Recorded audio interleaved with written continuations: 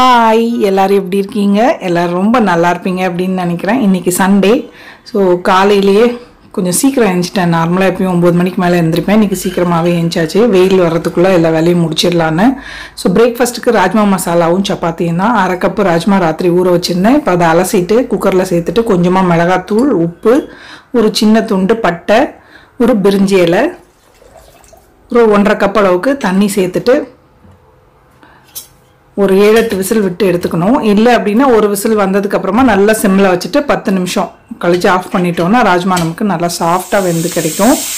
So பாருங்கள், ஒரு whistle வந்ததுக்கப்புறமா சிம்மில் வச்சிட போகிறேன். விசில் வந்தாலும் கணக்கெல்லாம் பார்க்க வேண்டாம், ஒரு 10 நிமிஷம் வச்சு எடுத்துட்டோம் அப்படின்னா நல்லா சூப்பராக வெந்துடும்.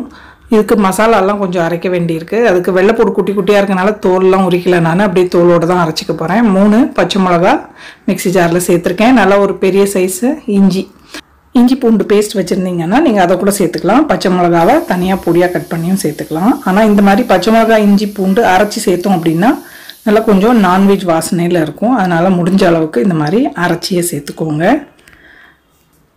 முதல்ல லைட்டாக பல்ஸ் பண்ணிவிட்டு கொஞ்சமாக தண்ணி சேர்த்து அரைச்சி எடுத்துக்க போகிறேன்.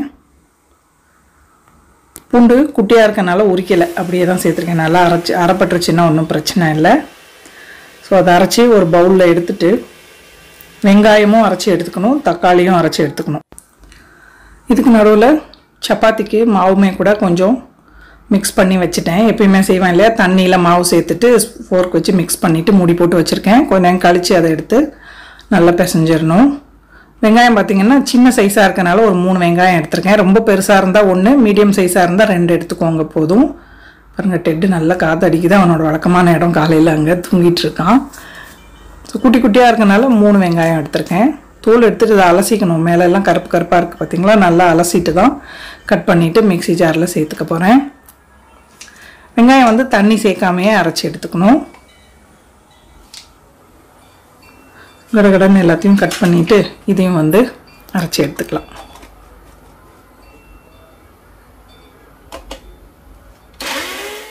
இந்த மாதிரி பேஸ்ட்டாக அரைச்சி எடுத்தாச்சு. 2 பெரிய சைஸ் தக்காளி அதையுமே கூட பியூரி பண்ணி எடுத்துக்க போகிறேன். தண்ணி சேர்க்காம தான் அரைக்கிறேன் தக்காளியுமே கூட. சாதம் வச்சுட்டேன் பாருங்கள், பாஸ்மதி ரைஸ்க்கு. காலையிலேயே அந்த வேலையும் பண்ணிட்டேன். ஸோ கிச்சனில் ரொம்ப நேரம் இருக்க வேண்டான்னு மாவு வந்து இப்போது நல்லா பிசைஞ்சு விட்டுட்டேன். ஸோ வேலை செய்கிறப்பயே க்ளீனிங் வேலையும் அப்பப்போ அப்படி இப்படி பண்ணிட்டோம்னா மொத்தமாக அப்புறம் கடைசியாக சேர்ந்து செய்கிறப்போ நமக்கு கடுப்பாக இருக்கும், செய்யவும் பிடிக்காது, போய் உட்காந்துருவோம். அதனால் அப்பப்போ இந்த மாதிரி வேலையில் செஞ்சிட்டோம் அப்படின்னா பாத்திரமுமே பார்த்திங்கன்னா விழ கழுவி வச்சுருவேன். அதனால் மொத்தமாக வேலை இருக்காது. எவ்வளோ சீக்கிரம் வேலை பண்ண முடியுமோ அவ்வளோ சீக்கிரம் ஷார்ட்கட்டில் வேலை பண்ணி முடிச்சிடுறது. ஸோ கடாய் வந்து மேலே இருக்கா, அது அப்படியே எட்டாது. அதனால் குட்டி மூடாக போட்டு அதையும் எடுத்துக்கிறேன். அதில் தான் இப்போது கிரேவி பண்ணணும். கடுகு எண்ணெயிலே செய்ய போகிறேன். நார்த் இந்தியன் ஸ்டைலில் நல்லா ஃப்ளேவர் வேணும் அப்படின்னா கடுகு எண்ணெயில் செஞ்சால் நல்லாயிருக்கும். 2 டேபிள் ஸ்பூன் கடுகெண்ணெய், 1 டேபிள் ஸ்பூன் கடலை எண்ணெய் சேர்த்துருக்கேன். கடுகெண்ணெய் சமைக்கிறப்ப பார்த்திங்கன்னா நல்லா புகை வந்ததுக்கப்புறம் தான் அதில் மசாலாலாம் சேர்க்க ஆரம்பிக்கணும். அப்போ தான் வயிறு வலியெல்லாம் இல்லாமல் இருக்கும். எண்ணெய் சூடானதும் ஜீரகம் சேர்த்துட்டு அது பொரிஞ்சதும் நம்ம அரைச்சி வச்சுருந்த வெங்காயம் சேர்த்து உடனே மூடி போட்டுட்டேன். ரொம்ப தெரிச்ச உடனே கொஞ்சமாக பெருங்காயமும் சேர்த்துருக்கேன். 1 நிமிஷம் கழித்து மூடி எடுத்துகிட்டு இதை நல்லா வதக்கிடணும். இப்போது ஆக்சுவலாக பார்த்திங்கன்னா லைட் கலரில் இருக்கு இல்லையா, இது வந்து ப்ரௌன் கலர் ஆகிற அளவுக்கு வதக்கிக்கணும். சிட்டு இப்போ தான் ரூமுக்குள்ளேருந்து வெளியே ஏஞ்சி வந்திருக்கான் பாருங்கள். யாராவது கேட்பீங்க, அதனால தான் நடுநடுவில் இவங்களையும் காட்டுறது. மசாலா வாசனை அடித்த உடனே வெளியே வந்திருக்கான் போல் அவனும். ஸோ மசாலா டப்பாவோட வேலை முடிஞ்சது, அதையும் எடுத்து உள்ளே வச்சிடலாம். இதுக்கு நடுவில் பார்த்திங்கன்னா பிளேட்டில் தேவையான மசாலாலாம் எடுத்து வச்சுருக்கேன் நான். ஏன்னா அப்பப்போ ஒவ்வொரு பாட்டிலில் திறக்க வேண்டாம் இல்லையா. ஸோ இப்போது இந்த மசாலாவுக்கு தேவையான உப்பும் சேர்த்துருக்கேன். ஏற்கனவே நம்ம ராஜ்மாலையும் உப்பு சேர்த்துருக்கோம், மசாலாவில் இந்த ஸ்டேஜில் உப்பு சேர்த்துட்டேன். இப்போது பாருங்கள், நல்ல ப்ரௌனாக வெங்காயம் வதங்கிடுச்சு. அதுக்கப்புறமா அரைச்சி வச்சுருந்த பச்சை மிளகா, இஞ்சி பூண்டு அதையும் சேர்த்துட்டு நல்லா பச்சை மணம் போகிற அளவுக்கு ஒரு 2 நிமிஷம் வதக்கி விட்டுக்கிறேன். அதுக்கப்புறமா அரைச்சி வச்சுருந்த தக்காளி இதையும் சேர்த்துட்டு நல்லா தக்காளி இந்த மசாலாலேருந்து எண்ணெய் பிரிஞ்சு வரணும், அந்த அளவுக்கு வதக்கணும். ஸோ அதனால் என்ன பண்ண போகிறேன், கொஞ்சம் சிம்மில் வச்சு விட்டு மூடி போட்டு விட்டுறேன். ஸோ அது பாட்டுக்கு வத்தட்டும். அதுக்குள்ளே சப்பாத்திக்கு வந்து உருண்டையை பிடிச்சி வச்சுருவேன். எந்த அளவுக்கு வேலை ஈஸியாக முடிக்கணும்னு பார்த்துக்கோங்க. அங்கே அது வேகத்துக்குள்ளே இந்த பக்கம் இந்த இதையும் உருட்டி எடுத்து வச்சுட்டோன்னா டக்குன்னு கிரேவி முடிஞ்சதும் சப்பாத்தி போட்டு எடுத்துடலாம். பாருங்கள், நல்லா எண்ணெய் பிரிஞ்சு மசாலா கமகமன் வாசனை வந்துருச்சு. நல்லா மிக்ஸ் பண்ணிவிட்டு ட்ரை மசாலா பொடியெல்லாம் இந்த ஸ்டேஜில் சேர்த்துக்கலாம். நான் வந்து இன்றைக்கி என்னென்ன சேர்க்க போகிறேன் அப்படின்னு பார்த்தீங்கன்னா 3 டீஸ்பூன் மல்லித்தூள், காஷ்மீரி ரெட் சில்லி பவுடர் கொஞ்சம், நார்மல் மிளகாத்தூள் கொஞ்சம், மஞ்சப்பொடி, வறுத்து பொடிச்ச ஜீரகத்தூள், அப்புறம் கரம் மசாலா இதெல்லாம் சேர்த்துட்டு நல்லா வதக்கிடலாம். ஸோ கொஞ்சமாக இது கூட தண்ணி சேர்த்துக்கலாம், ஏன்னா ரொம்ப ட்ரையாக இருக்க மாதிரி இருக்குது பார்த்தீங்களா. ஸோ தக்காளி அரைச்ச மிக்ஸி ஜாரில் கொஞ்சமாக தண்ணி சேர்த்துட்டு ஒரு 2 ஸ்பூன் அளவுக்கு. ஸோ இது வந்து இப்போ திரும்பியும் நல்லா எண்ணெய் பிரிஞ்சு வரணும். மசாலா எந்த அளவுக்கு நல்லா வதக்குறோமோ அந்த அளவுக்கு கிரேவி டேஸ்ட்டாக இருக்கும். இது நல்லா கொஞ்சம் எண்ணெய் பிரிஞ்சு வரட்டும். அதுக்குள்ளே நம்ம ராஜ்மா ஸ்டீம் போயிடுச்சு, திறந்து பார்க்கலாம். நல்லா சாஃப்டாக வெந்திருக்கணும். ஒருவேளை நீங்கள் வச்சதில் வேகலை அப்படின்னா திருப்பியும் வச்சு 2 விசில் விட்டு எடுத்துக்கிட்டிங்கன்னா நல்லாவே வெந்துடும். பாருங்க, நமக்கு மசாலாவும் நல்லா ரெடி ஆகிடுச்சு. இப்போது வேக வச்சுருந்தோம் இல்லையா ராஜ்மா, அந்த தண்ணியோடு சேர்த்துக்கலாம். கிரேவி கன்சிஸ்டன்சி பார்த்துட்டு தேவைப்பட்டதுன்னா எக்ஸ்ட்ரா கொஞ்சம் தண்ணி கூட சேர்த்துக்கலாம். இப்போவே திக்காக இருக்க மாதிரி தான் இருக்குது, ஆறிச்சுன்னா ரொம்ப திக்காகிடும். அதனால் கொஞ்சமாக தண்ணி சேர்த்துக்கிறேன். ஸோ மூடி போட்டு விட்டுறலாம். அதுக்குள்ளே அது கொதித்து எண்ணெய் பிரிஞ்சு வர்றதுக்குள்ளே இந்த பக்கம் கடகடான்னு சிங்கில் இருந்த பாத்திரத்தெல்லாம் கழுவி வச்சுட்டேன். மொத்தமாக சிங்க் நிறையா சேர்ந்துருச்சுன்னா கடுப்பாயிடும். மெஷினில் போடுற அளவுக்கு நிறையா இல்லை, அதனால் அப்பப்போ அப்படியே கழுவி வச்சுக்கிட்டு இருக்கேன். இல்லைன்னா போய் அங்கே போய் உட்காந்துருக்கணும். உட்காந்தோன்னா ஃபோனை நோண்ட ஆரம்பித்தோன்னா அப்புறம் டைம் ஆகிட்டே இருக்கும், வேலை நடக்காது. அதனால் காலையில் ஏஞ்ச உடனே முடிஞ்ச அளவுக்கு ஃபோனை பார்க்காம இருக்கிறது நல்லது. எதையாவது ஒன்று லைட்டாக பார்ப்போம் அப்படின்னு திறந்தோம் அப்படின்னா 1 மணி நேரம் 2 மணி நேரம் ஒன்று மாற்றி ஒன்று ரீல்ஸ், இன்ஸ்டாகிராம் செக் பண்ணலாம், இது வாட்ஸ்அப் செக் பண்ணலான்ட்டு அப்படியே டைம் போயிடும். அதனால் ஃபோன் வந்து காலையில் நேரத்தில் எடுத்து யூஸ் பண்ணாமல் இருக்கிறது நல்லது. பாருங்கள், நல்லா எண்ணெய் பிரிஞ்சு வந்துருச்சு. கொஞ்சமாக கசூரி மேத்தியும் மல்லி இலையும் சேர்த்துட்றேன். அவ்வளோதான், கிரேவி ரெடி தான். நான் என்ன பண்ண போகிறேன் அப்படின்னா சப்பாத்தி போடுற வரைக்கும் அந்த சின்ன பர்னரில் வச்சுட்டு அப்படியே சிம்மில் வச்சு விட்டுற போகிறேன். நல்லா கொதிக்க கொதிக்க எண்ணெய்லாம் பிரிஞ்சு கொஞ்சம் திக்காகி கிரேவி சூப்பராக இருக்கும். அந்த ஸ்டேஜ்லேயே அப்படியே சர்வ் பண்ணலாம். நான் சும்மா பாருங்கள் ரொம்ப சிம்மில் வச்சுருக்கேன். இன்றைக்கி வந்து ஃபுல்கா தான் போட போகிறேன்.